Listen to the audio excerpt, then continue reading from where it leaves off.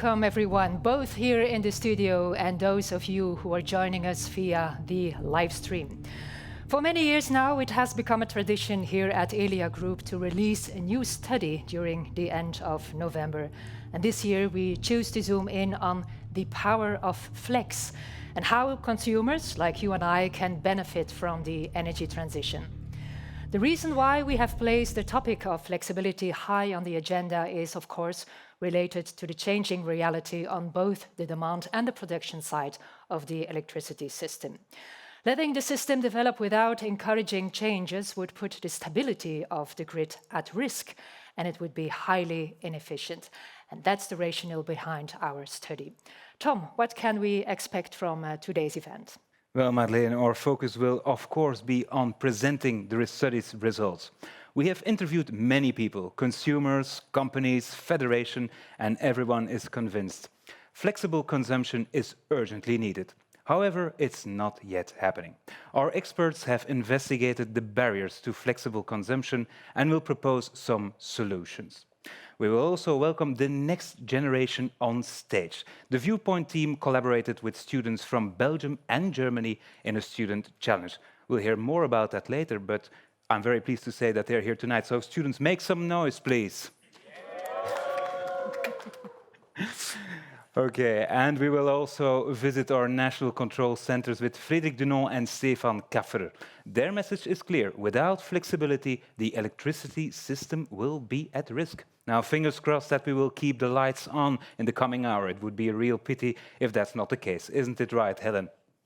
It would indeed be a big pity, Tom, because over the next hour or so, we are going to showcase the views and approaches of many external stakeholders who provided us with their input for this event. Over the past few weeks, we visited stakeholders in Belgium, Germany, the Netherlands, and the UK. We met many flexibility frontrunners who are passionate about putting consumers at the centre of the energy system. And that's a key point about tonight's event. It's not about pointing fingers, it's about showcasing what innovators are already delivering and what is possible. We want to give you a flavour of what a successful future energy system could look like. And indeed, to round off this evening, we will also hear from the Belgian Minister of Energy, Tine van der Straten.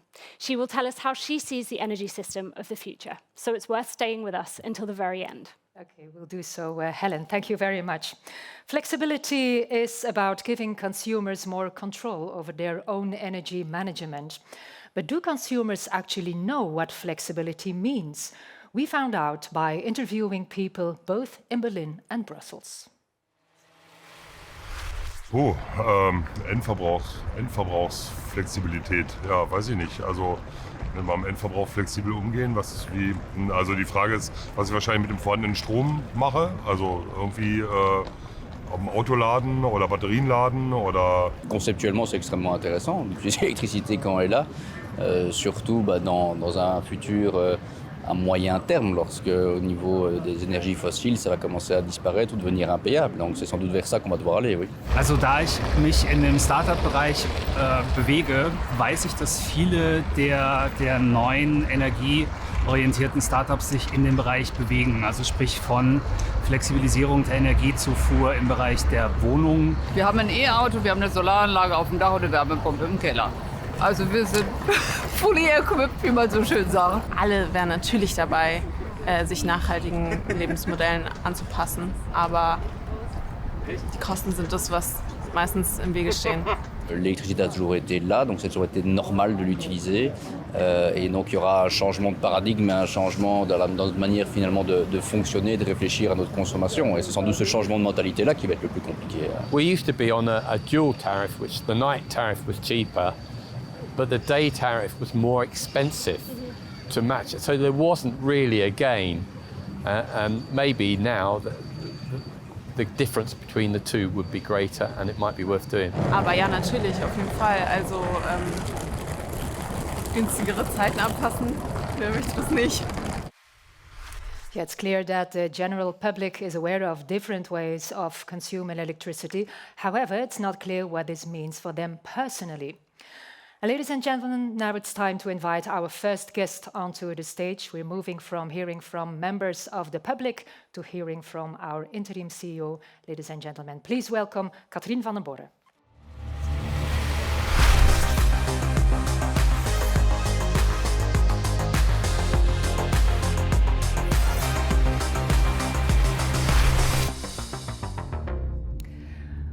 Welcome, Katrien. Elia has a history of publishing studies on flexibility. Let's have a look at our substantial collection of publication on flexibility. The first report was published about 5 years ago. And back then, I remember that not everyone in the energy sector was equally enthusiastic about the study. Why are we putting it today again on the agenda? Yes, we take a different angle today. So in the previous studies, we were looking at the impact of consumer flexibility in terms of what can it bring to the consumer's valuation. And we did a number of pilot projects with many stakeholders. Now we are really focusing on the barriers and what can be done by the ecosystem, by the TSOs, by the DSOs, by everyone, to unlock the flexibility that we have. And on the why, you already said it, without unlocking this flexibility, the stability of the electricity system will be at risk. So let's face the challenge together, and maybe to illustrate it, let's look at a visual coming from our adequacy and flexibility report that we published earlier this year. And I think it says it all. If you look at the expected evolution of the electricity demand over the next 10 years, we expect a massive increase, around 50%, 50, more electricity demand. And especially in 3 sectors. Indeed, and orange, you see the colors. Green, red, yeah. And what are those? Industry, but also mobility and heating. And so looking at this exceptional, let's say, increase in electricity, we can say that if we don't do anything, it will be highly challenging for the electricity system and highly inefficient for the consumers. Yeah. The positive thing, of course, is that heating and charging can be shifted in time. You can avoid the expensive price peak. Yes. So there's much value in that flexibility. Yeah, and that's exactly that flexibility offers. It's the possibility to remain out of the peak price. And so as a consumers, you can benefit from this flexibility. You can also benefit from the technological investment that you did. And maybe let's look at another slide, because next to that, there are also other gains, which are gains at societal level. So looking at this slide, you see the capacity needs that are expected in Belgium until 2035. And if you look at the difference between the green line and the red line, you can see exactly what flexibility can bring in terms of saving in capacity.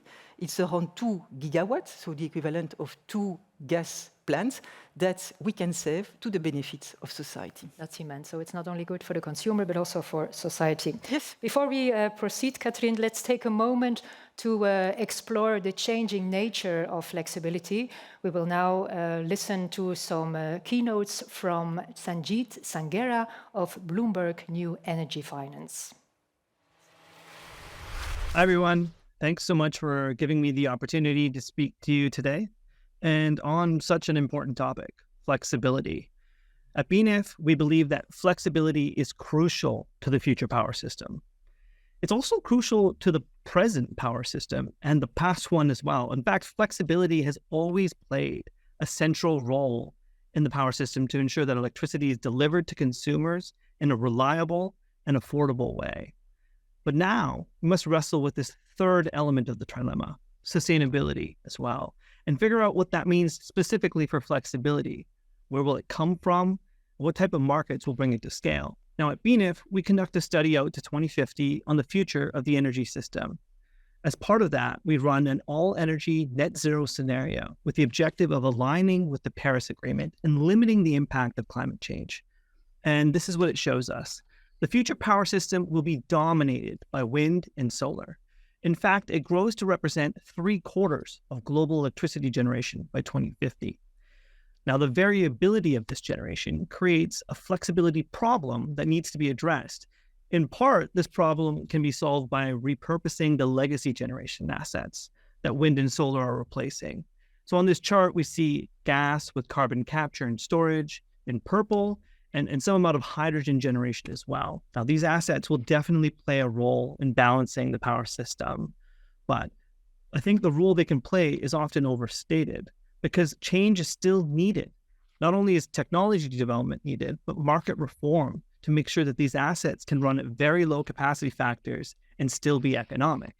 Now, the demand side of the power system is also undergoing significant changes and offers other possible solutions. Power consumption grows more than threefold due to widespread electrification, and this growth comes with opportunities to renegotiate how power systems interact with this new demand. Some sectors, like aluminum and steel production, will be less flexible, but others, like electric vehicle charging, heat pumps, data centers, electrolyzers, will offer meaningful chunks of flexibility. All of this means that the grid will need to grow, undoubtedly, across all dimensions as well. In fact, we estimate that the power grid of 2050 will be long enough to reach the sun. But this will happen gradually. It takes time to build grid projects, and although all ways to accelerate development should be considered, we are entering into an era where the net zero grid is likely going to lag behind net zero needs. The interconnection queues in the UK, France, Italy, Spain is nearly 600 gigawatts when you add it all up.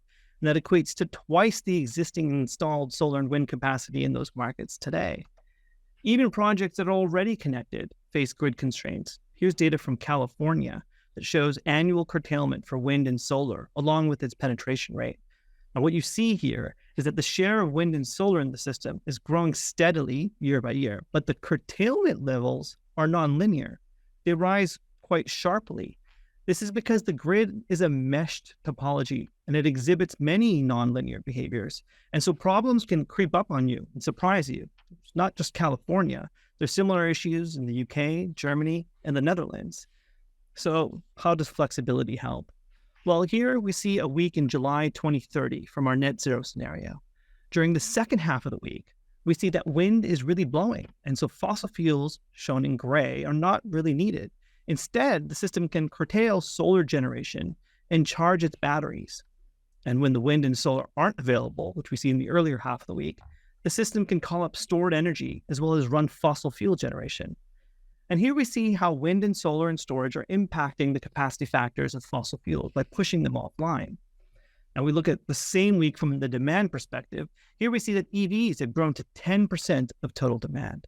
That's that layer of purple on top of base demand. And this segment of demand can flex to balance the power system. Here we see EVs expand during periods of surplus, and they contract during periods of shortage. In some ways, they become the lungs of the power system. The small share of heat pumps, electrolyzers, and flexible demand also do their share and take advantage of the sun during midday.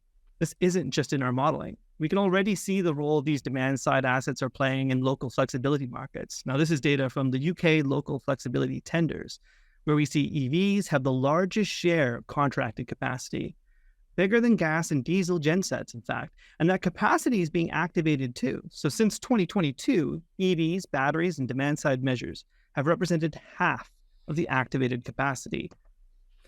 And that role is going to grow over time. We know this. We're still in the early days, but EV adoption is going quite rapidly across Europe, with cost parity expected to be reached by 2025 for most vehicles.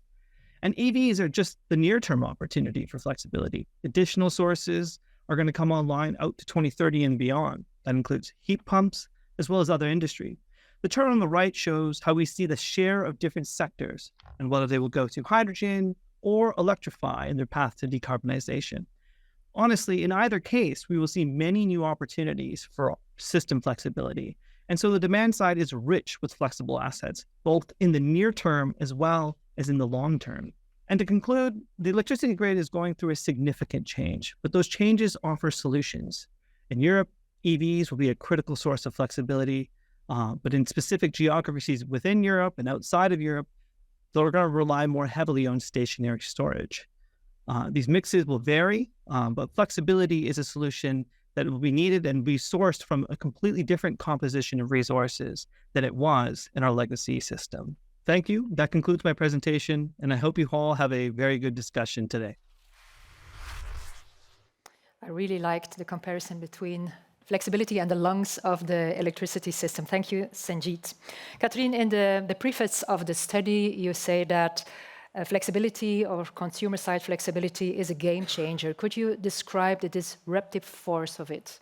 Yeah, I think it will really bring more innovation and more competition in the energy market. So any owner of a flexible asset can become an active participant in the market. And that's the way to benefit from the price advantage by offering the flexibility that you have in the market. And that's very different from the flexibility that we already use today, which is known as ancillary services. That's a kind of flexibility that TSOs are used to activate, but aftermarket.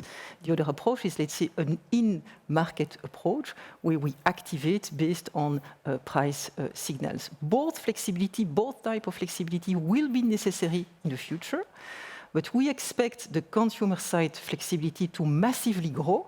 And we can maybe look at another side showing the increase in flexible assets in Germany on the next 2 decades, with, like we can see on the slide, many developments to come. And so that's the reason why we really believe that flexibility has the potential to become a game changer. And that is what this study is about. Thank you, Catherine, for sharing these initial thoughts with us, and we'll see you back at the end of the show. Before we delve into the main messages of the study, let's have a look behind the scenes of our national control centers in Brussels and Berlin. Consumer centricity not only benefits consumers, but it also has a positive impact on the management of the electricity system, making it a real win-win.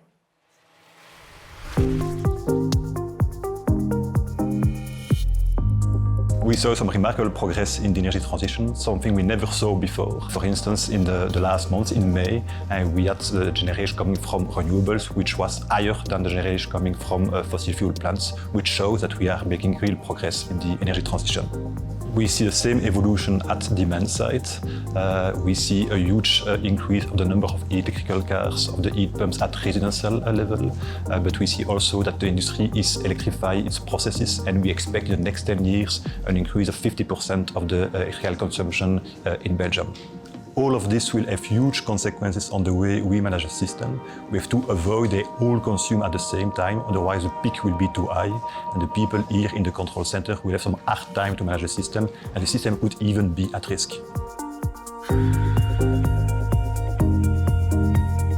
In Germany, we see similar trends. Last year, every 6 hours of the year, in the control area of 50 Hz, we had a surplus of renewable energies. So more than 100% of the load was covered by renewable energies. And with the political targets in Germany of doubling or tripling the generation capacities of offshore wind, onshore wind and solar, it is more needed than ever before to make consumption more flexible. But good news, the technical features for that are existing. So reducing the energy consumption when renewable energy production is low and increasing energy consumption when it is high is needed. With this approach, we make the system more affordable and more sustainable. Flexibility is not new in Belgium. We do that already for many years. That's what we call the demand-side response at industrial sites. And basically, industry reduce their consumption when there is not enough electricity into the system. Basically, we intervene after the market. This way of managing flexibility will not work anymore with millions of assets into the system. We need to adapt the mechanism. It has to become in the market and not an out of the market mechanism. In this way, all the participants can react automatically to some pricing signals and become an active participant of the market. Last year in Hamburg, we have recognized that a big steel manufacturer was producing more steel when offshore generation was strong. 50 Hz is well known for a lot of projects with local utilities where we heat water with renewable energies, power to heat systems. And in the future we will see a lot of electrolyzers producing green hydrogen when there is a surplus of renewable energies. But obviously also private consumers will play a key role by charging their electric vehicles or using their storage capacities when we see a surplus of renewables. So it's not only the investment in grid infrastructure what is needed, and this will be needed in the future as well, but it's also needed an investment in digitization, because digital tools are key to unlock the flexibility of the system. Now, and as we have just seen, there are major challenges ahead for our energy system. We will need to drastically change our energy consumption. We will need to unlock the real power of flexibility. But what is holding us back? What are the solutions and how will we future-proof our energy system? The answer to those questions and many more are provided in Elia Group's new viewpoint. And the lady who has made this all possible with her team over the past few months is Maria Jarolin, Head of System of the Future at Elia Group.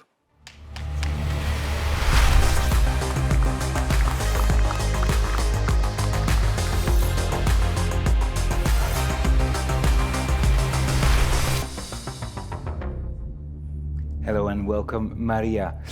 Now, I can presume and I believe that this has been very, very intense few months just up to now. Are you satisfied with the result, Maria?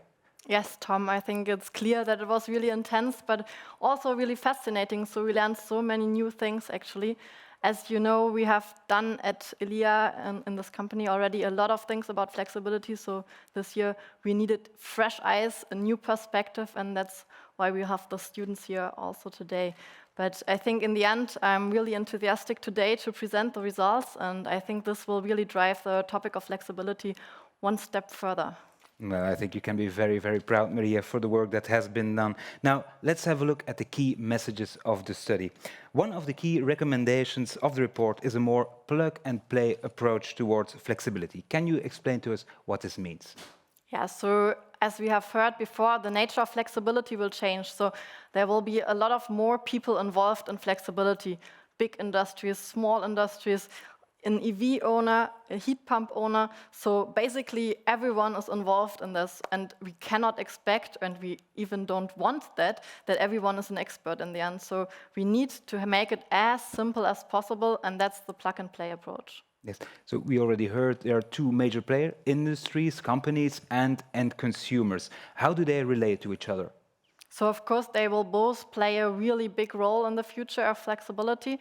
There's on the one hand side the industry, which is already now delivering some flexibility, but they will increase their services and add new service on top on that. And then there's one like kind of new kids on the block, so the end consumer, the residential end consumer, who can now for the first time contributing to flexibility. And so this we have to take care of. And in the end, this will benefit the system, but also both the residential consumer and the industry. Yes, everybody can benefit, but it's not the case yet today. And to make it possible, you have a clear recommendation in the study. Yeah, so that's our second key message. So to really make a change, we need most of the benefits go directly to the consumer so that they can profit as much as possible from their own flexibility. And that's exactly the problem today. They're not benefiting enough. Yes, so we can see that on the slides. So there you see on the graph how many flexibility is in there, and then it's illustrated how many steps are there in between to really come to the consumer. And so the value is decreasing, of course, over the time, because all the stakeholders have costs they need to take care of. Yeah, a lot of stakeholders are involved. Are there any other obstacles today? Yeah, so I think that's clear. If we are in this study, we talked with a lot of those stakeholders, and so we saw that they have all different blocking points, and we tried to cluster that into three big categories to make it more understandable. So one part is the digital thing. So at the moment, there are a lot of the stakeholders and they all need data. And that's really hard to get at the moment. So there's a lack of digital infrastructure at the moment. And then on the second side, the consumer needs to have a price signal, an adequate price signal coming towards them. So the valorization at the moment is non-existent. And then the third one is that the consumer at the moment, so it's a really complicated system and it's really hard to understand it. And so the consumer is not engaged enough to participate in that flexibility. Yeah, some three big obstacles, three big barriers blocking consumer side flexibility. But obviously you also have some solutions, don't you? Yeah. I mean, the bad thing is that I cannot say now we have this one magic solution which will solve everything. But our third key message is about the enablers which can drive the flexibility forward. And that's now on the next slide, you can see the three drivers we identified. So on the first hand side, we need the consumers to be engaged, and that's why we need financial incentives for the consumers. That's the first enabler. The second enabler is, as I said before, the data. So there has to be data access for everyone. So it has to be a smoothless data access for everyone. And the third one is if consumers don't know yet how to be engaged, they also don't know that they want to be engaged in the future. And so if they buy their assets at the moment, they need to be sure that these assets are also flex ready in the future. So if they want to participate in the future and flexibility, they should be able to do that. Yeah, fascinating and challenging messages, Maria. 3 clear barriers, but also 3 clear solutions. And tonight we'll be exploring all of them. Now, of course, Maria was not alone in conducting this study. Let's now go to Helen, who will be exploring how the team went about preparing this year's study.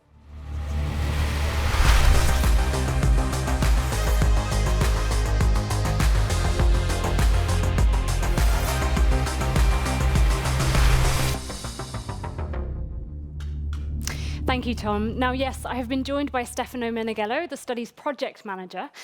Stefano, can you tell me a bit more about how you and the team worked together to prepare the study this year? Thanks, Helen. So we gathered the point of view of many stakeholders, many market actors, hence the name of the viewpoint as well. So in total, we interviewed 55 market actors. We focused first on energy service providers when we understood that they're the bridge between the consumers and the market. So we focused a lot on new entrants, on startups, so like aggregators, software developers, project developers, and so on. And then also interviewed the more historical market players like suppliers or other system operators. After that, we also highlighted the importance of consumers at all voltage levels, so our connected customers like the industries, but then also residential consumers by interviewing them, but also through consumer associations.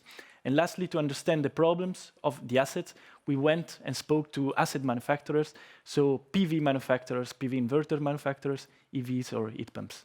Right, and what was the point of all these interviews? What were you trying to get from these stakeholders?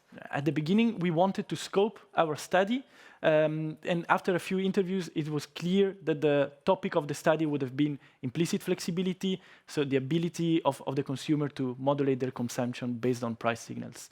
And after that, we tried to gather all the expectations and issues of all the consumers, as I said, and all actors from all voltage levels. And I would say it's a real innovation in the viewpoint in our studies that we included startups and also low voltage actors next to our higher voltage actors.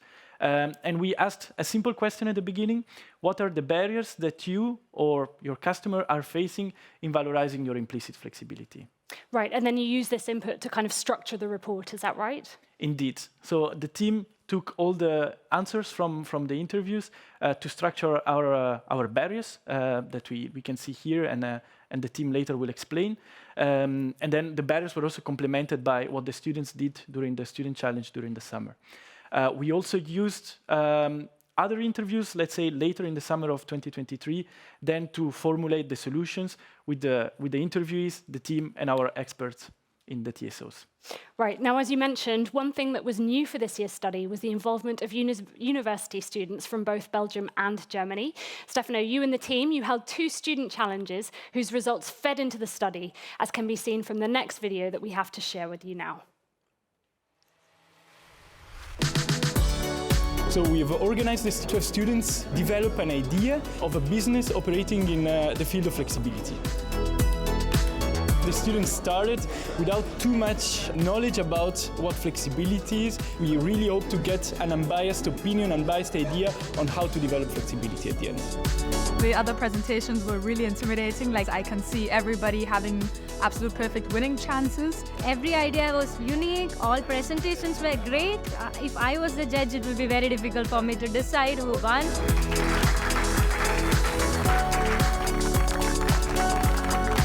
It was a very big honor to get this prize today, and we're having discussions with Elia now about how we can further progress this idea, so that's very exciting as well.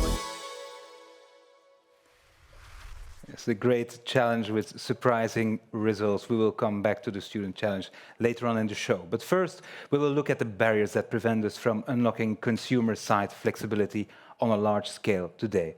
The viewpoint describes 3 categories of barriers to consumer-side flexibility: barriers for industry, residential users, and energy service providers. Now, let's start with the industrial players. Recently, Helen visited Nobian, a European market leader in the production of essential chemicals, and Industeel, a subsidiary of ArcelorMittal, which specializes in the production of steel, of course. Both companies began by providing auxiliary services to the grid already a few years ago, but recently, however, they have moved towards providing implicit flexibility to the grid by reacting to electricity price signals. Now, let's have a look.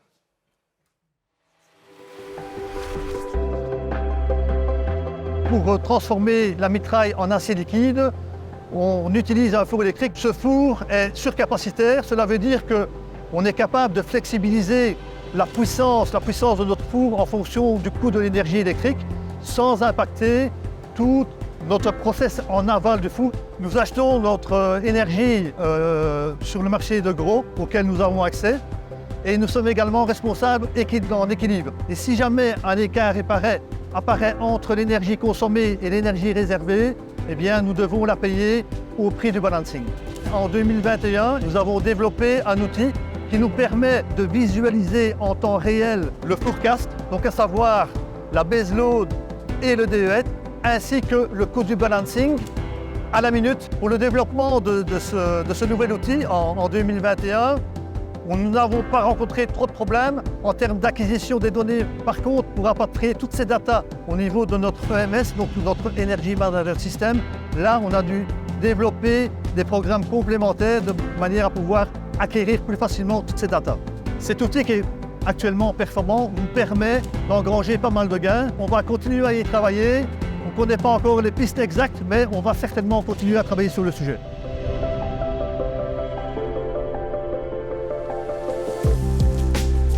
The journey for supplying eFlex started about 5 years ago. In that 5 years we made a lot of improvements and now we can ramp down the plant with 50% in 15 minutes. Making the plant flexible like this was a really good preparation for the energy crisis.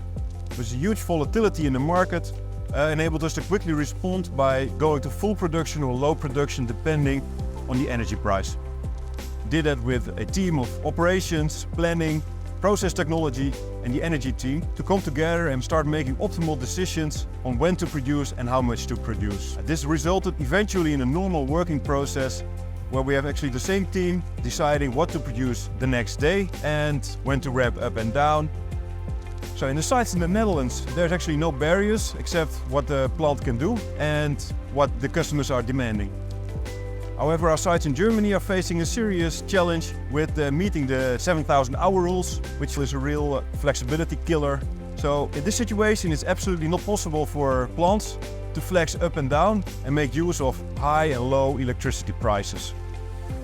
We plan to optimize the planning process, to bring all the data in a nice system, to facilitate the making of optimal decisions and also reduce the work for operations in that area. Now, and while you were watching the video, Jan Sprit joined me on stage. Jan is one of the experts of the Viewpoint team, isn't it, Jan? Welcome on stage. Thank you, Tom. Now, Jan, why are Nobian and Industeel such a good example of industrial flexibility? Well, Tom, both Nobian and Industeel integrated price signals and therefore the state of the electricity system in their operational decisions. And by doing so, they created one of these win-win situations that Marlene was referring to earlier. On the one hand, they participate to a stable operation of the electricity grid, and on the other hand, they reduce their own energy bill. And they do all of this without having any impact on their output or on the quality of their products. In the Viewpoint, we read that the main blocking points for industrials is having both the right hardware, but also having the right IT tools to integrate data in their own systems. Obviously, a lot of major industry players are confronted with this barrier. Yes, we see that a lot of companies have to adapt their technical and operational processes or even just the working habits of their people. And this is not only true in terms of IT, but also in terms of the hardware they operate. We saw one of the first things that Marc Burton from Industeel mentioned was that their electric arc furnace has available capacity. And so that's the starting point for them to provide flexibility. The second part was then transforming their IT system, and this digital transformation is for a lot of companies a continuously ongoing process. We know that flexibility is not always at the top of their mind, and we saw that this was crucial for both Nobian and Industeel to integrate this flexibility into their digital transformation. By doing this, they can show the value and be informed about the value and the importance of flexibility. It leads to them integrating it in their operational decisions and ultimately to reducing their bills. And regarding regulatory barriers, we have a video statement from S4In. One of their key offers is the trading of industrial flexibility in Germany. Let's have a look.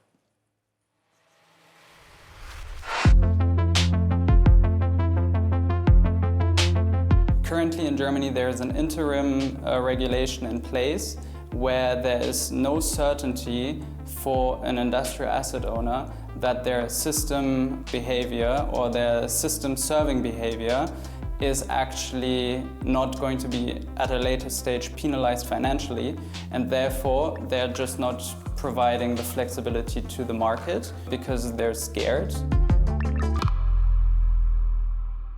Now, Jan, Maximilian mentioned some regulatory issues, barriers. Can you give a clear example of such a barrier? Certainly. We can start with an example that is both mentioned by Maximilian and S4In and Nobian in the earlier video. I'm referring to a German regulation called Stromnetz 19.2, or more commonly known as the 7,000-hour rule. It's a regulation in Germany where companies that meet a certain minimum baseline load consumption for at least 7,000 hours per year have the right to reduced grid fee. And this can lead to situations where for these companies, it's actually not interesting to reduce their consumption even at moments of very high prices. And this additional complexity actually adds an additional constraint on the flexibility they can provide and makes them more reluctant to provide it. We use the example of the 7,000-hour rule here, but in general, what we want to say is that all signals, being market signals, tariff methodologies, or regulatory signals, have to point in the same direction, and they have to point towards flexibility. Now, Jan, at the start of the event, Catherine already mentioned the previous viewpoint, where we saw that companies will be faced with massive increase in electricity use. Will flexibility be one of the answers to respond to that barrier, to that big challenge? Absolutely. We have already talked about electrification of industrial processes in the previous videos, and we have seen that companies make efforts towards decarbonization, make efforts towards reducing their energy consumption, and flexibility is just a next step in these efforts. Flexibility will never become the core business of these companies, but all these companies have roadmaps towards decarbonizations. They have roadmaps towards a rational use of energy, and the message we want to send is that it's equally important to include time of use and flexibility into these roadmaps, as well as a reduced energy consumption. That's very clear, Jan. Thank you very much. And now, let's shift from industrial companies to residential consumers or end users. As we have seen here several times tonight, they have a crucial role to play in the future energy system. As Maria already said, they are the new kids on the block. Helen visited a Belgian consumer. Nicolas, he lives with his wife and children in a new built house in Flanders. Let's have a look at Nicolas' story.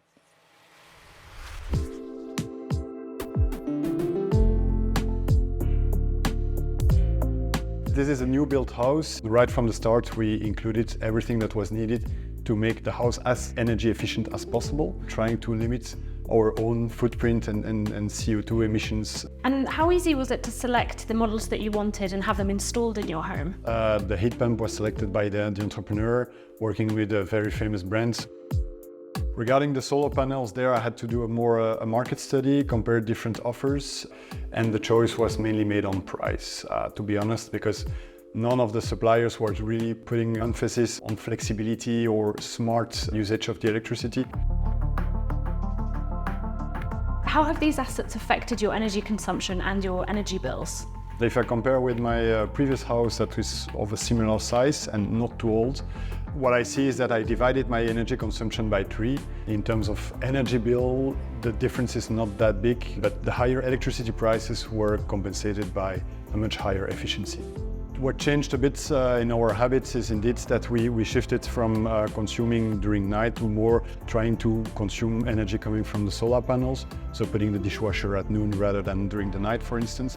What is difficult to really grasp is whether this maximizing of our self-consumption, if it's the best situation for the grid, yes or no.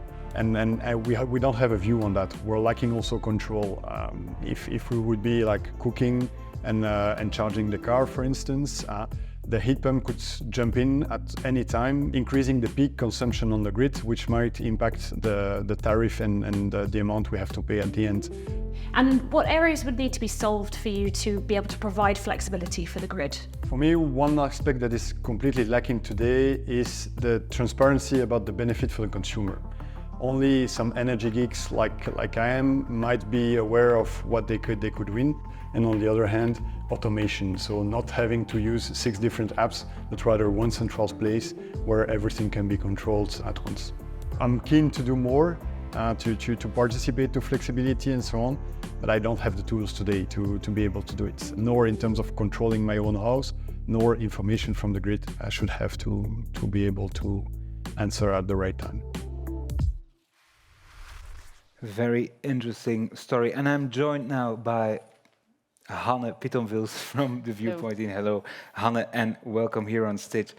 Very interesting video with a lot of barriers, a lot of points. But before we deep dive into that, can you tell us why should we as a consumer care about flexibility? Yes, well, Tom, more and more people will have an EV, will have a heat pump at their house, and so that will actually lead to their electricity consumption increasing. Now, flexibility is actually a mean to optimize this electricity consumption and keep their energy cost, their energy bill under control. So in the study, we look at an example of an EV owner, and he can save 320 euros from adopting a flexible charging behavior. 320 euros, that's a lot of money, Hanne, and I presume that a lot of people who are watching or here in the room would be interested in that. What should we do? So it's actually very simple. Market prices, energy prices, they change over the course of the day, over the course of the week. So what you have to do to valorize your flexibility is move away your consumption from these peak moments, pre-peak price moments, and consume more when the prices are low. So in the example of the EV owner, that would mean that you would plug in your car, but the charging would be scheduled then at those moments when the prices are low. So people can save money by being more flexible. That's a clear message. Now, Nicolas is obviously not average Joe or average Nicolas. He describes himself as an energy geek. He works in the sector, but even he encountered some barriers. Now, what are the most important ones you saw in the video? Yes, so we see that Nicola is already making a very good first reflection. He's thinking about when to put on his dishwasher so he can use as much of his own solar energy as possible. So that's a very good first step. That's what we call self-consumption optimization. Now, Nicola, he doesn't get any price signal or reward to consume in the moments when it's most beneficial for the whole energy system.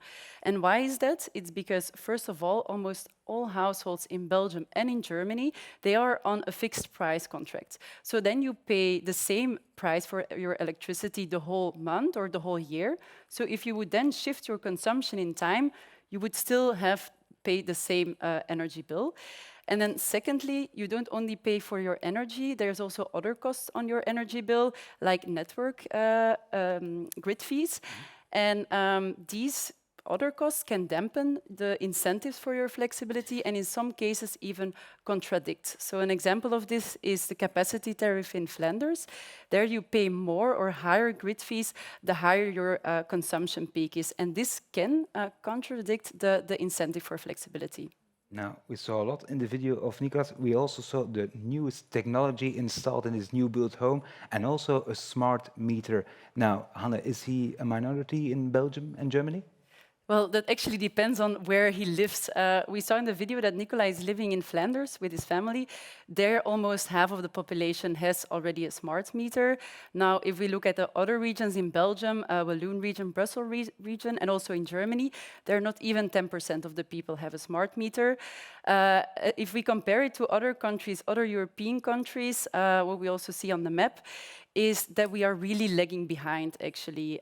Countries like Sweden, like Spain, they have already finalized their smart meter rollout. Now, these barriers don't just exist in Germany or Belgium. All over Europe, we see that end users are still not involved enough in providing flexibility.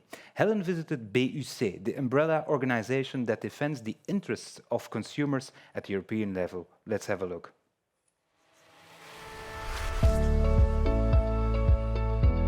There are too many barriers yet. First one, there are not enough flexible contracts that are available so that consumers can provide their flexibility to the system. For example, in Belgium, in Brussels and in Wallonia, you cannot have such contracts as a customer. So no availability in spite of a European legislation. Second, even where they are available, people are not informed. They don't know how it works, they don't know what the benefits are. So that's also not good. You really need to be aware of the benefits of that. Third, even if you are informed, there is still a lack of consumer trust, because if something goes wrong, the consumer rights are still a little bit shaky. The last point is the fact that people are so much used to their traditional energy contracts that it's difficult to move them. There is really inertia, and if you really want them to move and to switch to more modern contracts, you need to make demand-side flexibility fun, convenient and attractive, and then you will have the people on board. Now, Hanne, we already talked about flexible contracts, but a lack of information about the benefits on how flexibility works is clearly a very big barrier. This is also one of the big points in the study. Yes, indeed, Tom. So that's also what we saw as one of the main blocking points. I think a lot of consumers will recognize this, but not everybody knows what flexibility is. And then more importantly, not everybody knows how to make their consumption flexible and what value they can gain from it. And this is all very important to, of course, have the consumer on board. We also often think that it's still something for a niche audience, while if we look at countries like Norway, 75% of the people, they are already on a dynamic contract. Yeah, that's huge numbers. Now, the benefits are not widely known enough. We saw Nicolas, but as I already said, he points himself out as an energy geek. Now, lots of people are still hesitant, and some people are even afraid of flexibility. Yes, so as we saw in the video of BUC, people are rather conservative when it comes to energy. So they're stuck to their traditional contract, don't question it too often. And the lack of knowledge is also resulting in a fear about people's comfort, privacy, and people are scared or find it a strange idea that a third party, a service provider, is steering their flexible assets.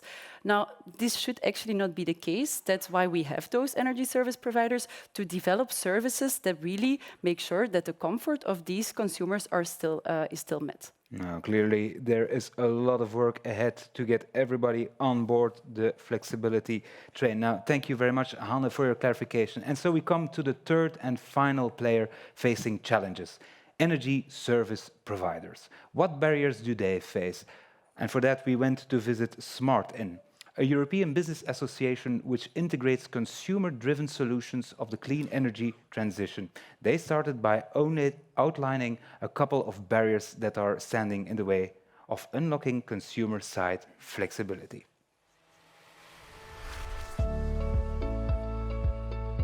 Blurred price signals are still existing, both in the form of retail offers that are not dynamic and linked to wholesale fluctuation, and network charges that are not cost-reflective.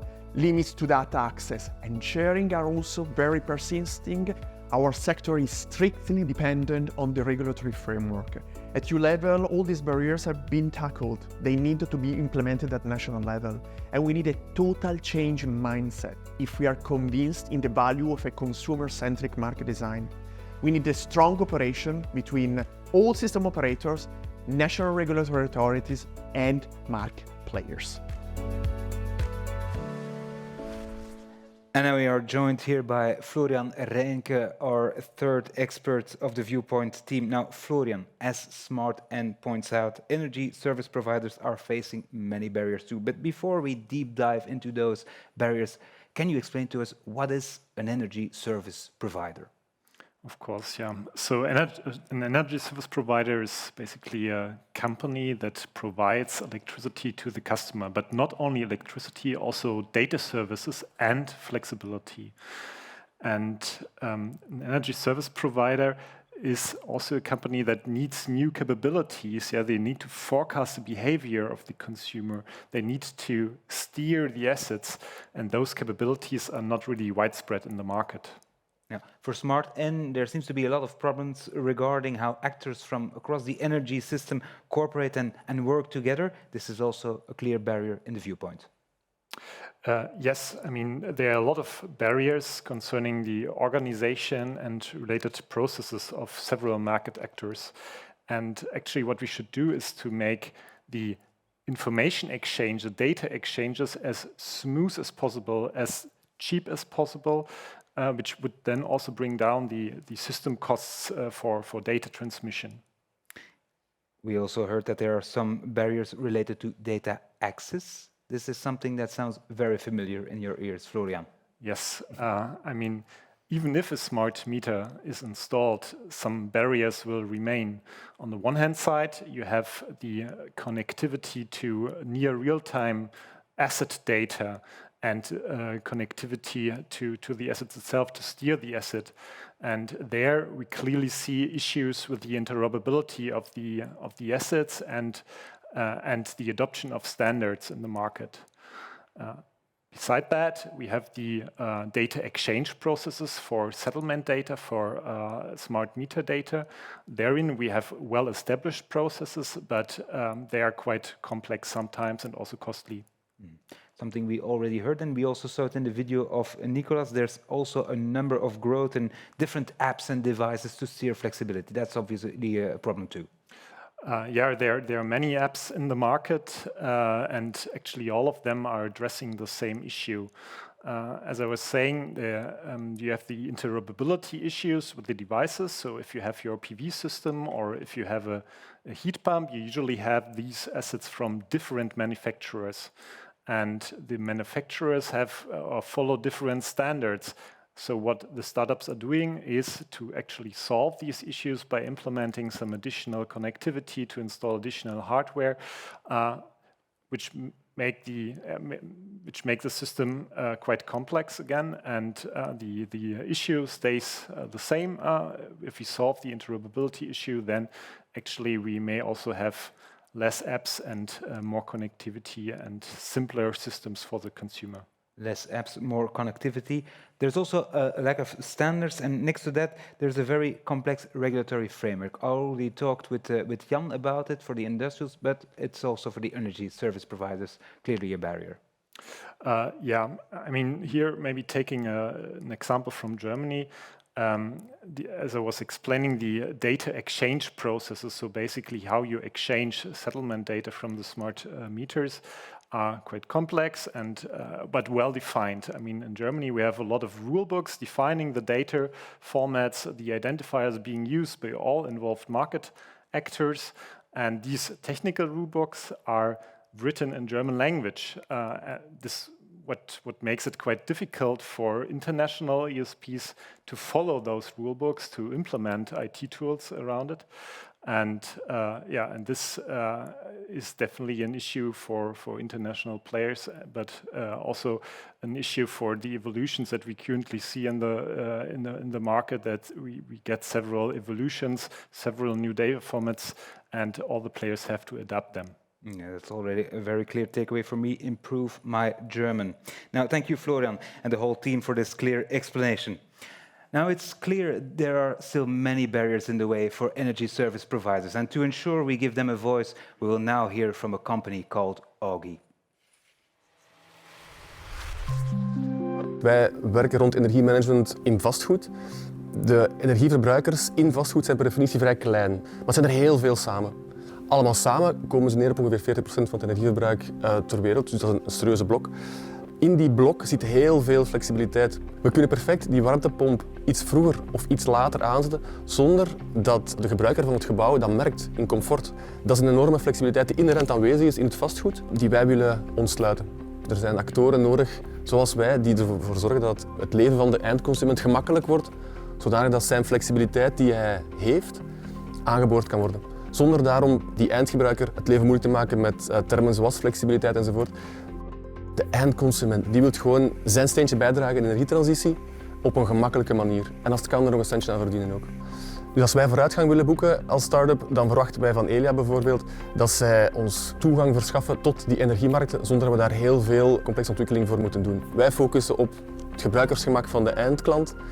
Wij hopen dat anderen zich bezighouden met het voor ons gemakkelijk maken om die flexibiliteit van die eindklant te kunnen gaan valoriseren. Ik verwacht ook dat trekkers in deze industrie, zijn de Elia, de overheden, de DSO's, aan hetzelfde touw trekken en gaan samenwerken om te zorgen dat bedrijven zoals wij gemakkelijker toegang krijgen tot die flexibiliteitsmarkt, zodat wij onze value proposition voor onze eindklant kunnen waarmaken. I've now been joined by the co-founder of Orgi, Stefan Lodewijk. Stefan, thank you for joining us. Now, Orgi partnered up with Jabba Energy to design a smart energy management system for residential consumers who own batteries. Could you tell us a bit more about this system? Yes, sure. So first of all, Jabba, it started off about 3-4 years ago, and what really inspired me is it's a group of people that were going to sell batteries, but they said we need to do more than batteries. We need to actually help the transition, so not only do self-consumption in the batteries. So we joined them and we said, okay, what can you actually do? So they decided to become an energy service provider, which was also mentioned. And what we now do is we forecast all different types of load production, energy market prices, and we control the batteries to help the customers save money. That's the baseline of what we do at the moment. Right. Now, we heard Tom and Florian there discussing some of the barriers that energy service providers such as yourselves might face when they're trying to unlock consumer-side flexibility. Do these ring true for you? Do you recognize them? Yeah, obviously. It's stuff that when I started 10 years ago, I mean, this was like mind-blowing stuff. Now it's like common. Everyone recognizes these topics, but still, even now, these are really problem areas. So I also recognize that a lot of startups like ourselves are looking at workarounds just to get to the data to be able to control. So the three big things like, okay, getting access on a very simple way to all types of readable data in the system, whether it's energy consumption, production, whether it's market data, other metadata, getting easy access, that's really important, just the reading part. Be able to then make analysis what you should be doing, and then putting that digital overlay on there to be able to control, leading to the second problem, which I also heard, like you need to be able to control the devices. So again, here we have put other layers on top of that to be able to control those devices, worked very well with Java. And then the third element is, okay, once you have that, reading, writing, you also need to understand how the market works, and actually what are the real triggers to earn money for that, to help stimulate their energy transition. Also here, you need to understand it from all the details to actually really implement and get value. So making that a lot easier for a lot of startups, that would facilitate it a lot more. And then obviously, startup, we are a startup. In the big world of the energy, it's also not a difficult, it's not an easy thing to get your position in there. So there's quite some hurdles, yes. Sure. And imagine if we could solve these barriers, how would your offer for customers be improved? What would it mean for you? Well, very simple. We heard it here also. It should become sexy, appealing. People would like to do that. And we also start seeing that now with Java, that it is becoming interesting. People feel pride and honor that they are part of the Java community. That's already a first start. So if we can kind of multiply this tenfold, 100-fold, then indeed kind of the whole country, the whole European continent and wider can actually be part of that transition, where now it's being stuck. So actually, myself also have served in the telecom area. I heard the element about standards. That was really common good in the telecom. And thanks to that, we've brought a myriad of new services which no one would have thought imaginable. So the same, if we can really digitize that backbone of the energy system, we can bring that Internet of Energy and the services on top of that. So we can bring so much euros that the customers will get euros and the system will become a greener and a better system. Right, sounds pretty good. Thank you, Stefan. It's back to you, Tom.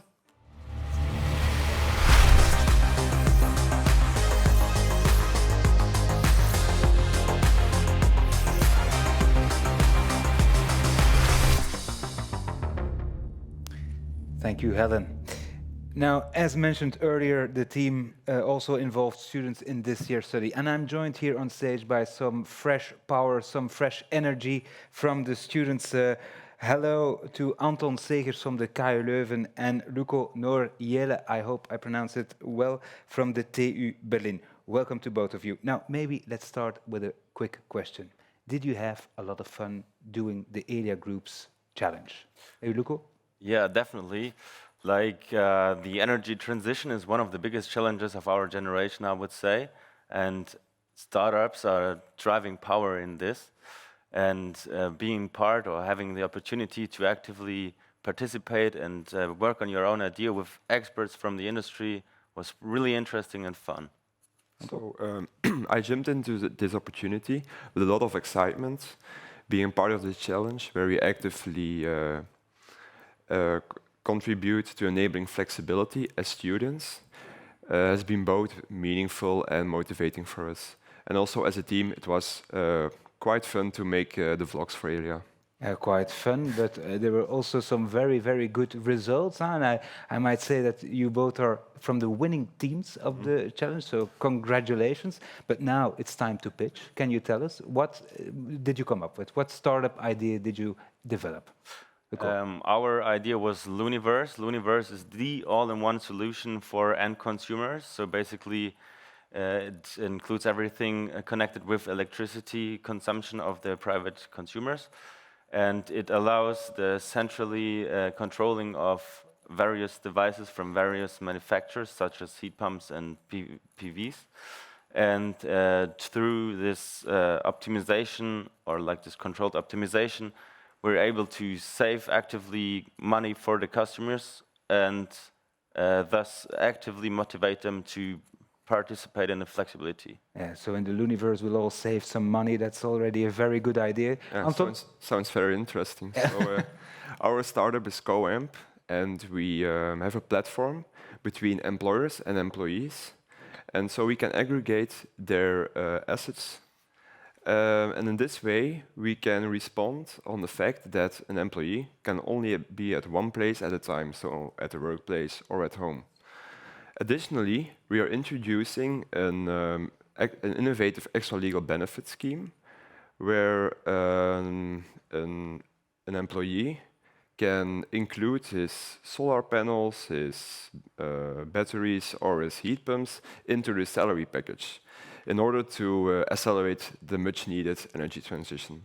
Very interesting, CoAmp as well. I hope that some investors or some companies are really very interested in that. Now, we're talking about barriers, solutions. What barriers did you encounter during your exercise, during your startup? I think our main barrier was the access of APIs of different devices. So many manufacturers make it actually pretty difficult to access those APIs. But there's ways to work around, so I think it can be solved. Anton? And so our main hurdle was the peer-to-peer energy trade across different voltage levels.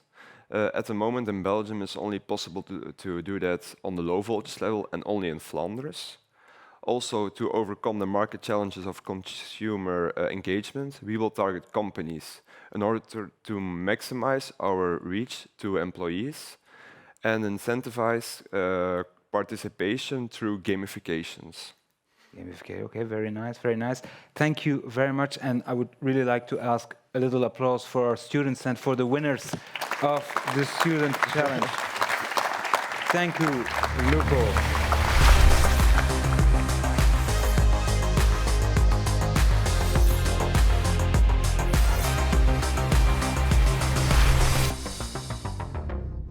Now, let's move from the barriers towards the solutions.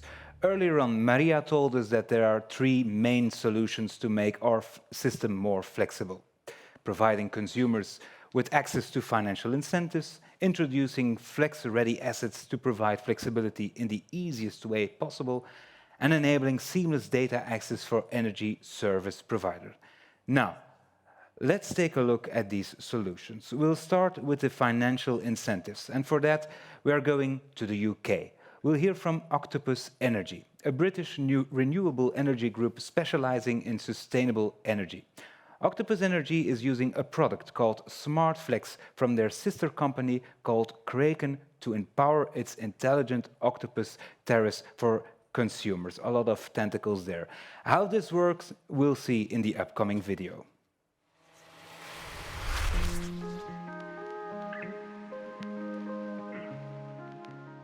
Octopus Energy has used this SmartFlex capability to design a tariff called Intelligent Octopus. So the consumer will tell Octopus Energy, please charge my car by tomorrow morning. In exchange, Octopus Energy says to the consumer, by giving me this flexibility, I'm going to give you a very large discount on the electrons that go into your car. So it's a win-win. The variable rates is from 11:30 in the evening through till 5:30 in the morning. That's when it's cheap. So that's when we set up things like recharging the house battery and charging the car battery. And really, once it's set up, you just pretty much forget about it. I can just look at the app first thing in the morning and I see a fully charged battery and a fully charged car. The beauty of the whole product is it's completely digital end-to-end. From the sign-up to the billing of the consumer and trading of the power is fully automated. It has grown about 20% month on month, over 700 megawatt hours of charging that's happening overnight, that's completely shiftable. I don't think there really is a compromise. I think you can get everything that you want, but do it in a slightly more eco-friendly way. It's fantastic. I feel as though I'm doing my bit for the planet as much as my pocket. We have to appreciate that making change in this industry requires multiple stakeholders to come together. And what has happened in the UK, especially during the last couple of years, is all these parties coming together to start trying things out. And before we get to big policy change, come up with the policy through incremental steps. So when we launch it, it's perfectly fit for purpose. And I think we can learn from what we have achieved in UK and some other regions as well, and share that so not everyone has to go through the same learning process. They can benefit for what has been achieved in the UK. Now, once again, we are joined here on stage by Hanne from the Viewpoint team. Hanne, we heard it earlier, financial incentives work. We all want to lower our energy bills, but how will we make it possible, Hanne? So we need to actually set a couple of steps to give the consumers the right financial incentives. So first of all, people need to be educated more about energy prices. Secondly, everyone needs to be equipped with a smart meter to track their flexible consumption. And then people need to have access to the right energy contracts to valorize their flexibility. Now, to make this all work and efficient, we also need an upgraded market design that puts the consumer in the center and is better suited to valorize this flexibility. Yes, we'll deep dive into the market design later with our colleague David Zenner. But let's go back to those smart meters. What is holding us back, Hanne? What are we waiting for? So first of all, of course, you need to be able to get a smart meter. In Belgium, the rollout has started in all regions, but in Germany, that's not the case. So the metering point operators really need to work and accelerate to start these rollouts. Then secondly, the rollout itself must be organized in an efficient way as possible. So how can we do that? Is by giving the right priorities in the rollout. So we have to make sure that the people with the most flexible potential are equipped with a smart meter first. And then also, if you want a smart meter, it must be very simple, easy and transparent to get one. Yeah, smart meters, basically, they deliver information on the energy consumption of consumers. Why is having access to this information so important? So, well, you can have a smart meter at your house. You can also have the right or your supplier offering the right contract, but that doesn't mean that you will start unlocking your flexibility. So consumers really need to gain more knowledge about their own energy consumption and also about the market, how it works and how they can benefit from it. And then consumers will be able to make the right decisions to really optimize their energy bill consumption and fully unlock their flexibility. Yeah, we're talking of households, but what is needed for the industrials? So for companies, it's a bit similar. Companies struggle today with building a business case around flexibility. So they need to have tools available, guidance at their disposal to really help them include these flexibility options into their energy roadmaps. And then they can really make the right investment decisions and in the future save money from their flexibility. Mm-hmm. Now, another thing that comes up often and is also included in the study is the introduction of flexible tariffs. Now, Tiber is an energy company that has developed their special way to provide flexible tariffs to a wide range of consumers. Let's have a look.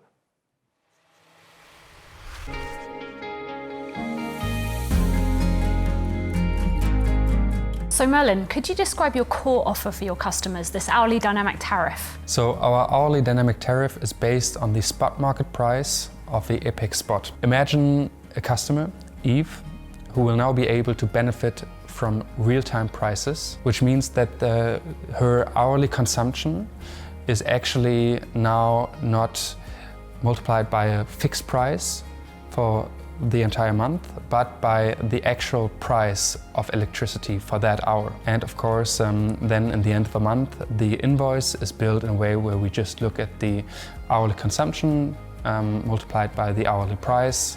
We sum that up for the month, and that makes up the total invoice. How have you expanded your offer to ensure that all customers can benefit from this tariff? So only a very small percentage of German households actually has a smart meter, which is the technical requirement for a dynamic tariff. For that, we have developed a piece of hardware, a device that we call the Pulse. It's an electricity tracker that can be mounted to your digital meter if you don't have a smart meter yet, and that will allow you to track your live consumption in the app, and through that also be billed hourly for your electricity consumption. And how have customers responded to Pulse? Customers have really responded overwhelmingly positive. It opens up all kinds of ways to really increase the understanding for your own consumption, and also, of course, to start consuming energy in a smart way. And what's your typical use case for Pulse? So the most common use case is smart charging. And how does that work? You plug in your EV at night when you come home, but instead of starting to charge right at that moment, we take a look at how you are specifying your needs in the app. What's your average distance that you drive per day? What is the minimum electricity that you want to have in your EV battery? And with that, we automatically move your charging sessions to the cheapest hours of a day. So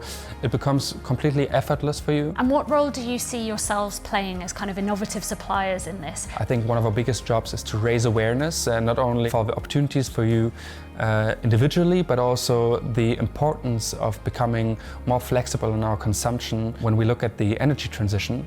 And our biggest job, in our opinion, is to just make this rather complex topic as easy to understand and as accessible as possible, and to empower our customers through our app to actually not only understand their consumption, but also start consuming energy in a smart way, while this being completely effortless for them.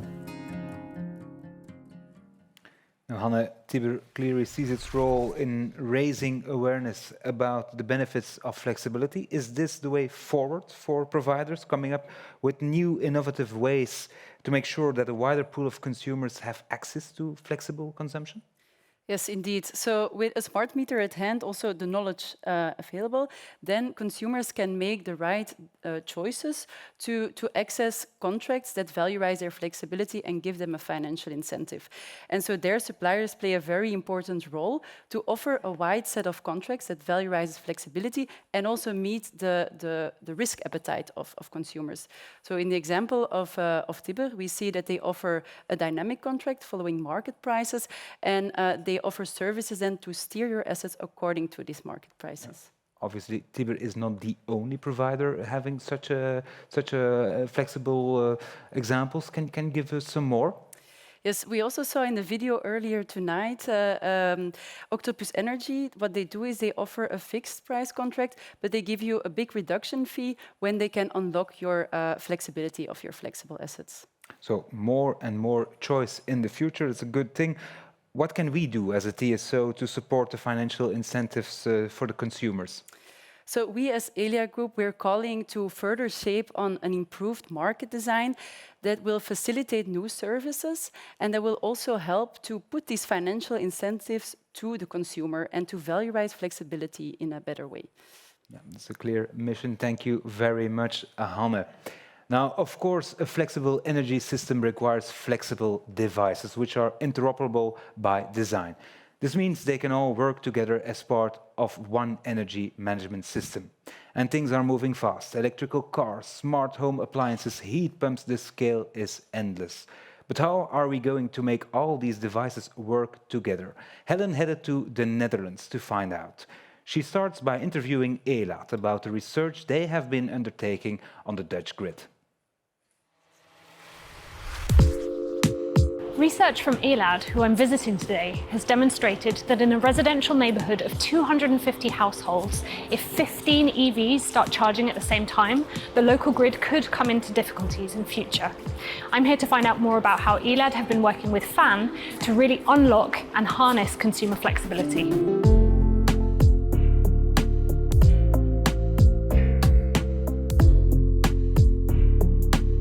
Frank, we're here at Elad's Knowledge and Innovation Centre. What is it that you test exactly? In this lab, we are testing new innovations related to charging infrastructure.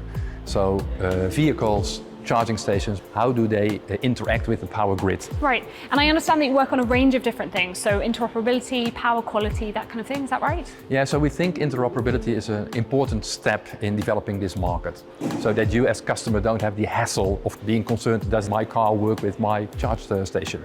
Electric vehicles can charge at very interesting of high power. They have large storage capacities. And in the near future, they also will be able to do bidirectional charging, so delivering back electricity to the grid when it's needed.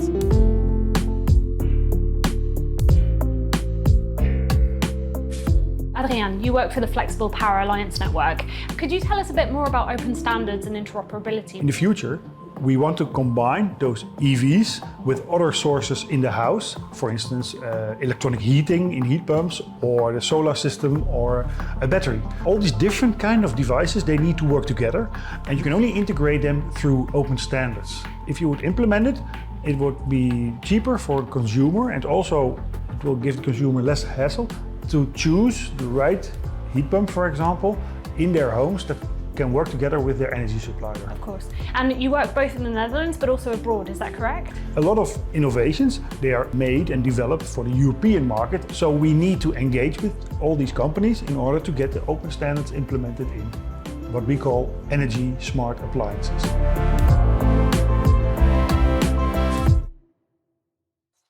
Now, for the second solution, Jan has rejoined me here on stage.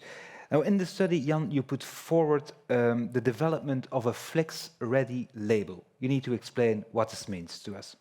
Well, Tom, today, believe it or not, there is no official requirements or not even an official definition of what we can consider a smart and steerable asset. Elia talks in their video about a smooth consumer experience.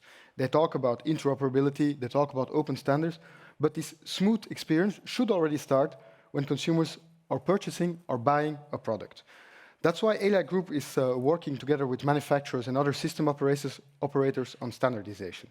And we are ready to contribute to a flex-ready label. Now, what is the idea of this flex-ready label? Is that it's applied to devices that meet certain requirements.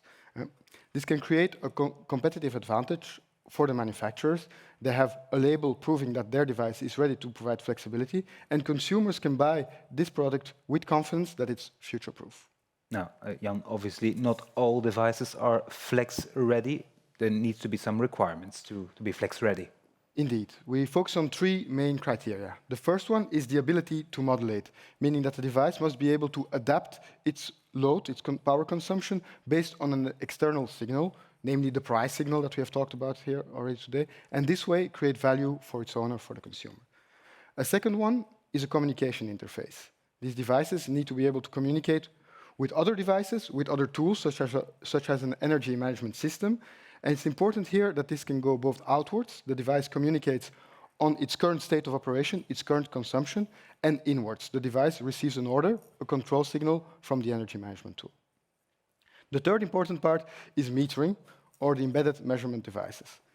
These devices will adopt flexible behavior, dynamic behavior, and so their owners will be rewarded for the contribution they deliver to the grid. To be able to do that in an adequate way, we need trusted information, we need precise data on an adequate timescale, depending on what service this device provides. So Jan, we need to be flex-ready in our mindset. We need to have a flex-ready device, but it's not enough. Huh? We also need what you call interoperability. It's a very difficult word, but what does it mean? Indeed. We saw in the Octopus video, they talk about different market players coming together, working together, communicating. And the idea of interoperability is that the devices and the tools they put into the market do the same thing. To be able to do this, these devices need to be designed in such a way that they meet communication standards and can communicate seamlessly with other devices, with other tools. Different standards, different approaches exist for this. We're not here to point at one standard or one approach. This is a good approach, this is a bad approach. Manufacturers know their product. They know which standards are adequate for their products. And this way, they can provide an adequate solution to provide a smooth consumer experience and unlocking flexibility. Thank you, Jan. You talk of flex-ready devices, and heat pumps, they can be a very good example of this, isn't it? Absolutely. So let's have a look at what the European Heat Pump Association thinks about them.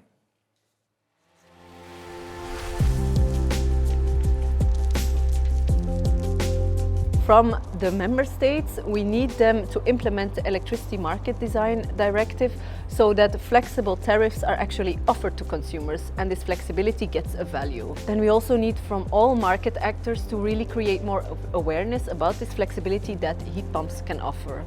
What we also need is that grid operators take into account into their planning the flexibility that heat pumps can offer. And then what we also need, a more technical thing, is a standardized future-proof communication protocol which allows heat pumps to communicate with the building energy management systems, and that should be implemented in a harmonized way across the whole EU. Now, future-proofing communication protocols and other data issues are covered in the study's last solutions, and we're ending on a high with Florian once again from the team. Now, Florian, the viewpoint advocates what you call seamless data access process and data access for energy service providers. The question is, of course, Florian, how will you do it? Yeah, European legislation has already started to address this issue, actually by putting the consumer to the center. The consumer usually is now seen to be the data owner and not the manufacturer of the asset. You should know that the manufacturer of a heat pump or a car already processes a lot of data internally for maintenance reasons, for example. And so the data is there.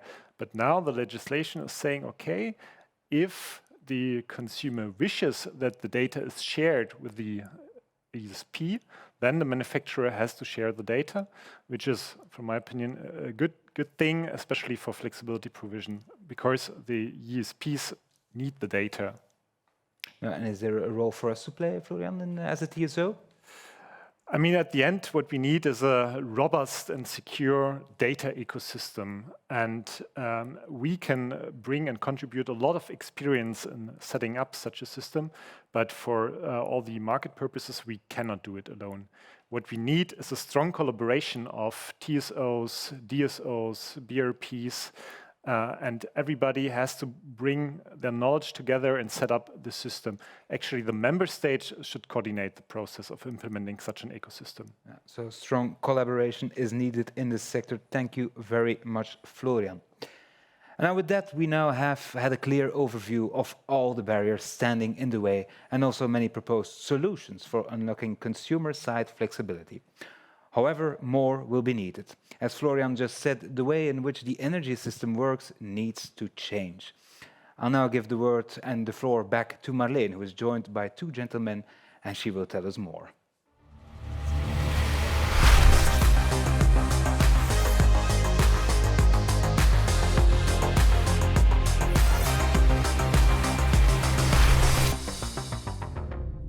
They appeared briefly at the beginning of the event, and now they are live with us here in the studio. Welcome, gentlemen. Welcome, Stefan Kapfer, CEO of 50 Hertz, and Frédéric Dunon, Deputy CEO of Elia. There's much room for improvement. Stefan, let's start in Germany. The rollout of the digital meter is a real problem. How to tackle this? Yeah, we've heard it several times today that digital tools are needed to harvest the full potential of flexibility. And in private households, when we talk about decentralized flexibility, obviously smart meter rollout is key. What we have seen the last few years is some concerns about privacy, maybe also some engineering ambitions very high in Germany. But there is hope ahead. Germany is no longer lagging behind. We have seen a restart by a new legal framework, and I'm optimistic we will catch up now. Germany is the biggest economy in Europe, so you might expect many opportunities in terms of industrial flexibility. Let's now listen to some thoughts from Holger Lösch from the Federation of German Industries and Stefan Timm from the German Association of Offshore Wind Farm Operators. Being flexible and losing competitiveness by being flexible, this is something industry will not accept. So we need models, we need systems where competitiveness can be kept. International competitiveness, European competitiveness can be kept. And on the other hand, we really open up those potentials of flexibility. And this can only be done if we really come to a huge digitalization of the whole system. There, I would say we are still very much at the beginning. It's now the time to build the regulatory framework on this. I'm not so sure if the households should be the first players to offer flexibility. I see more the industrial players in this role, but in the future, maybe in the 30s, I'm quite sure even households can offer somehow flexibility, maybe by charging the car or using the washing machine. It's an option. Industry is open to flexibility in Germany, but we talked already about the 7,000-hour rule. We heard that industry is even scared that they are penalized if they are involved in flexibility. So that seems to be a big problem. Yeah, obviously we need these kind of industrial flexibility. And also there, a new regulatory framework was established earlier this year by the German government, but much less attractive as the restart in the smart Reno rollout. And the reason is there is no economic benefit included for industry offering flexibility to the market. So when 50 Hertz started a tender process earlier this year, we received no offers. And obviously, economic benefit is part of every discussion about untapping flexibility potential. But I'm a little bit more optimistic as Stefan Timm of the Offshore Wind Organization in Germany. I'm optimistic when we talk about decentralized flexibility as well. And one aspect was highlighted by Florian a minute ago. What about the situation between the owner of the car, between the car manufacturer, the TSO, the DSO? And I think it's obvious. The owner of the car is the owner of the flexibility. So he is a key player in the system. The other key player is the grid operator, because the grid operator has to balance the system also in the future. And we have to look at the retail market. But all the other stakeholders, vested interests, are less important when we want to untap decentralized flexibility.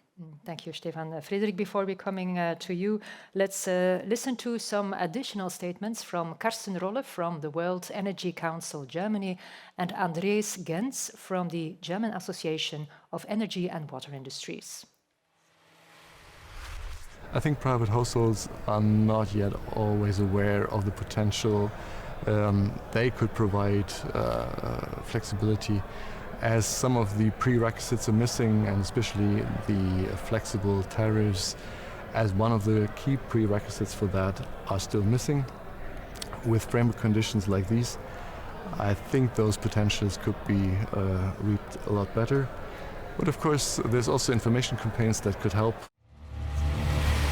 Das muss sich noch entwickeln. Ich glaube doch nicht, dass wir so weit sind, das neue System mit Flexibilitäten tatsächlich zu verstehen.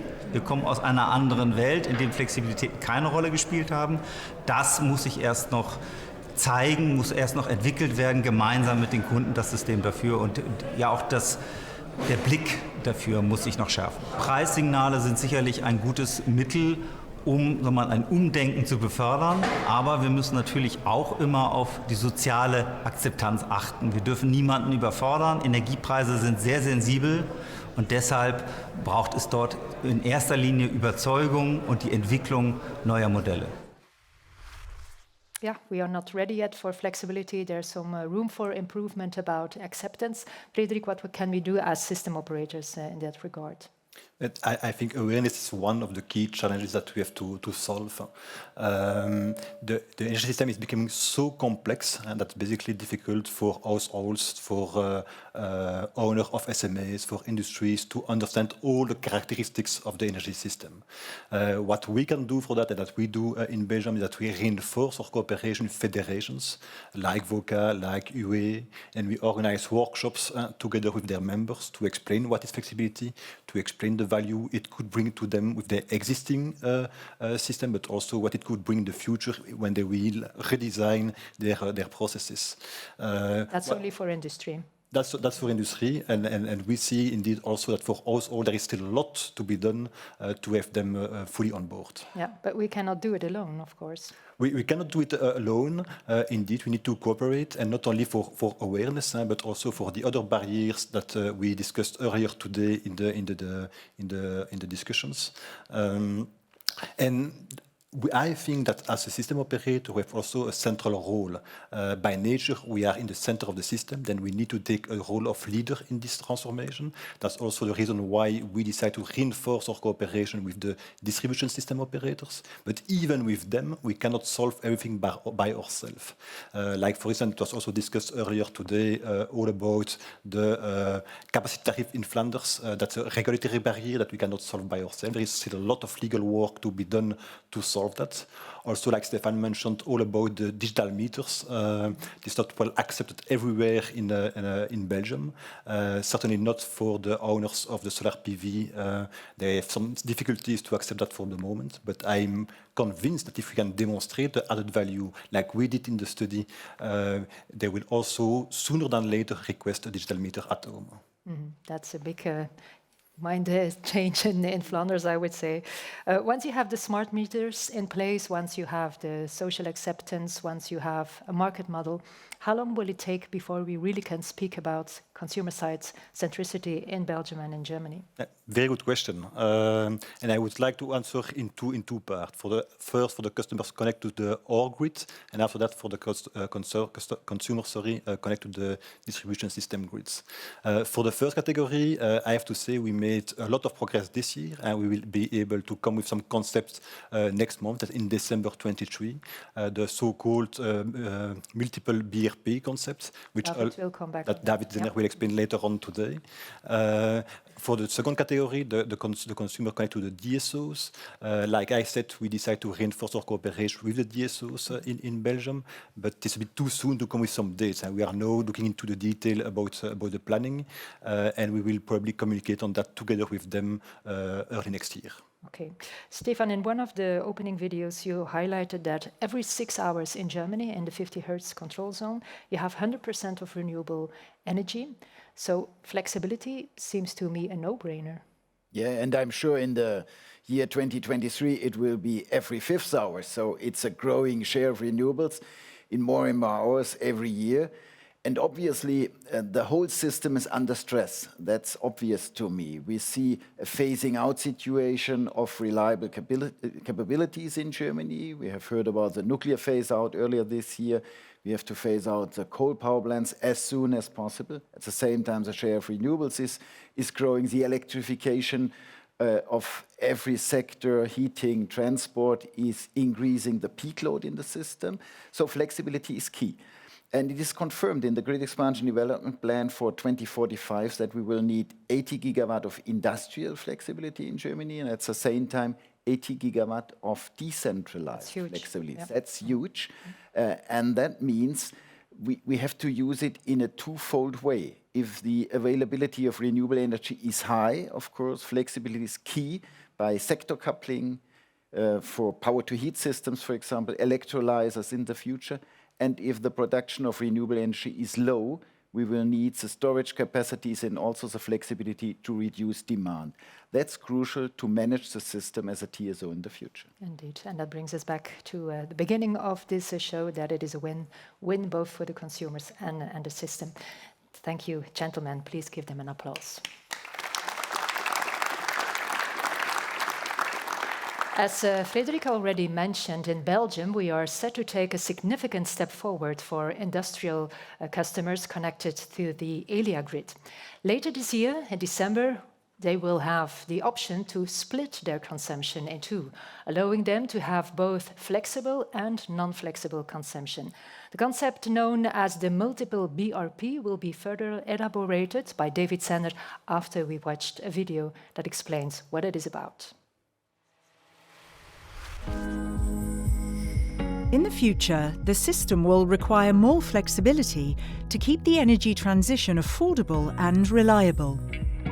Elia Group is working hard to make this possible and unlock the real power of flexibility. For example, by laying the groundwork for flexible assets to find their way to the market. For this, allowing multiple balance responsible parties behind the meter can have a huge effect. They make it possible to split the site's flexible and non-flexible assets. For each asset, the BRP can offer a tailor-made financial optimization. This gives more opportunities to the site owner and also increases competition for energy services behind the meter. Imagine an industrial site with 2 BRPs.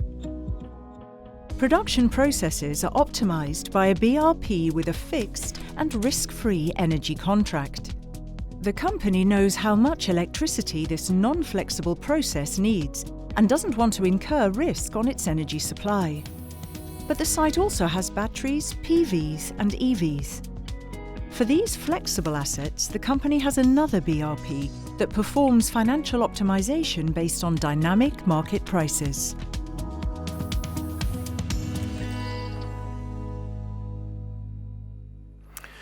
Multiple BRP is one of the first products that is coming live, but it is more than that. It's one of the cornerstones of our consumer-centric market design, as you can see on the slide.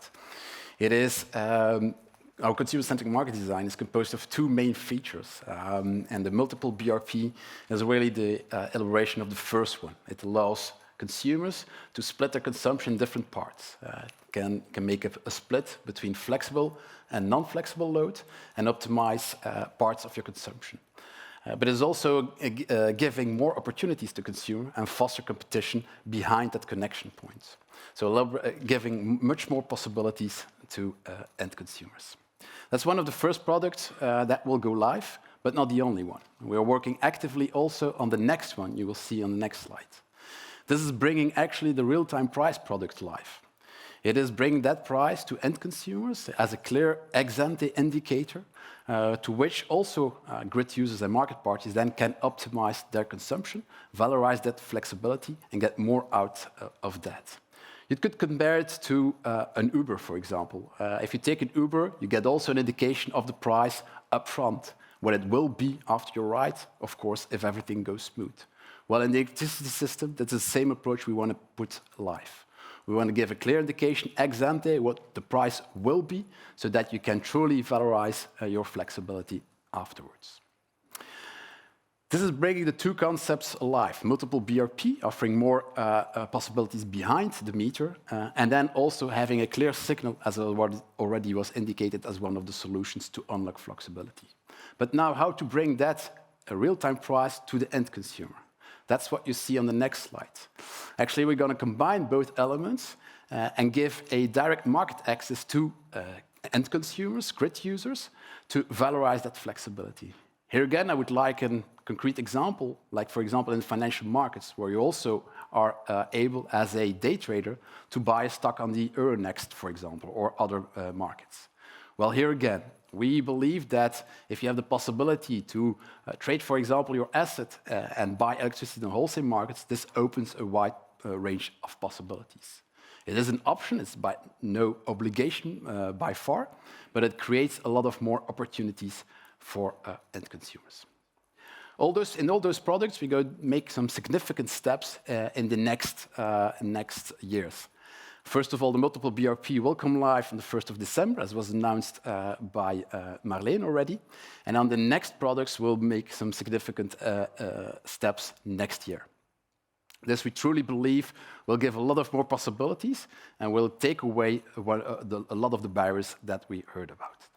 But we're not developing products just to develop some products. We're developing products because they respond to a clear need from our customers. And so that's why we started, for example, with the multiple BRP. There's a concrete need from a couple of our directly connected customers, which we will hear in the next movie.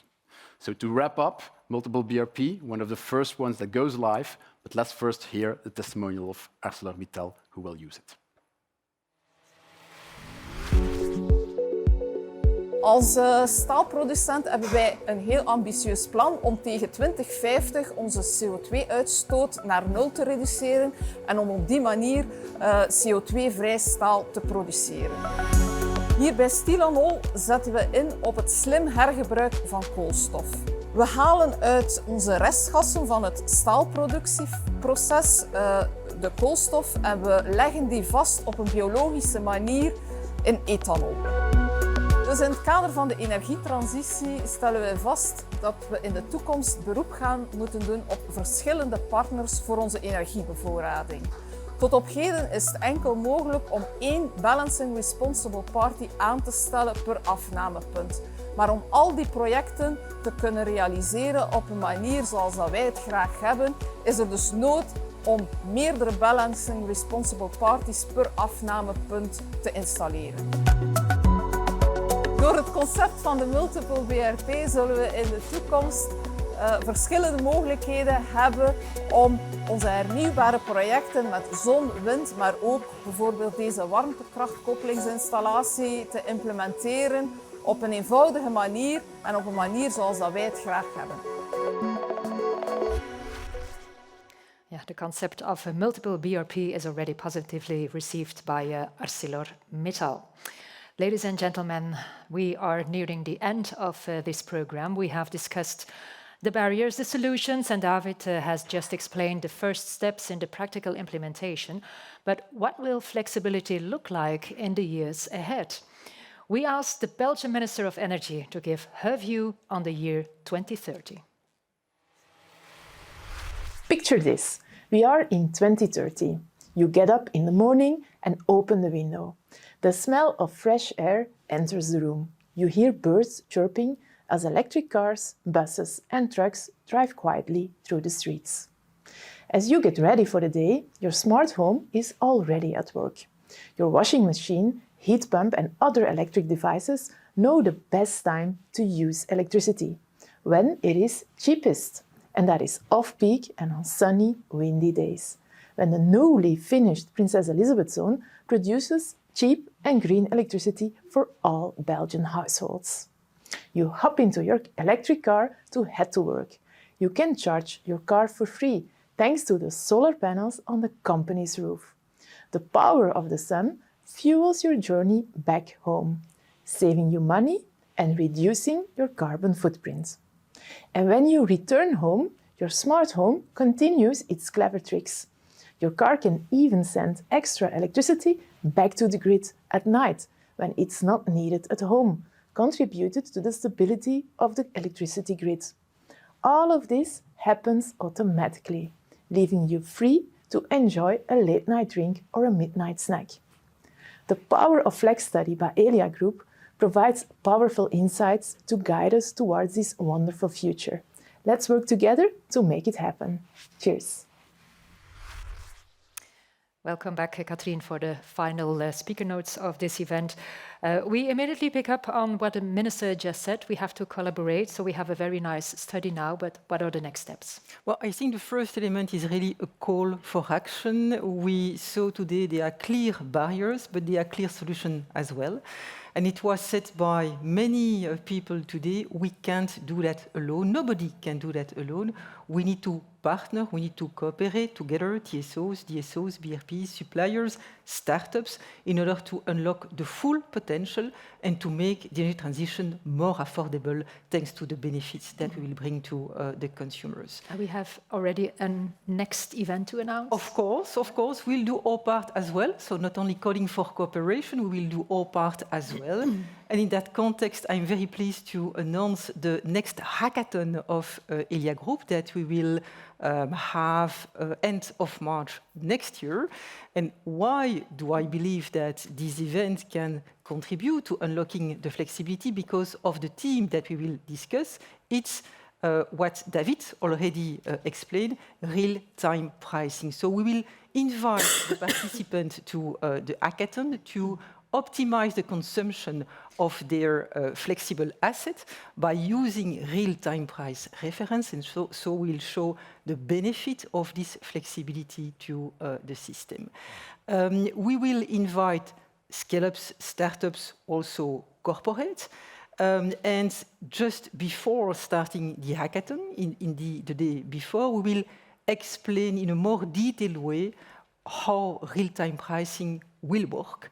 So be attentive, I would say, to the save the date that we will send in the next weeks to book this date in your calendar. We'll do so, Katrien.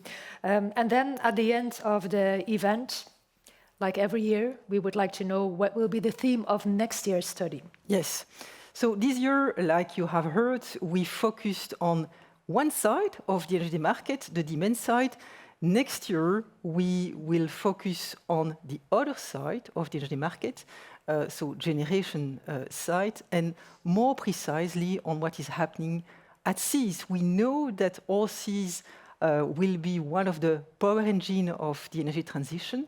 There are huge ambition at European level, and especially in the North Sea. We expect 300 gigawatt offshore, wind offshore development by 2050. It will not happen by itself, and so we will identify, together with a number of stakeholders, how we can better integrate this wind offshore into the grid, how possibly we can combine that with hydrogen, how we can come to a better cost sharing of the multiple investments which are necessary. So a very hot topic. Yeah, to be honest, it doesn't surprise me given the growing importance of offshore wind. Okay, thank you very much, Katrien, for being here with us. Thanks a lot. Thanks to everyone.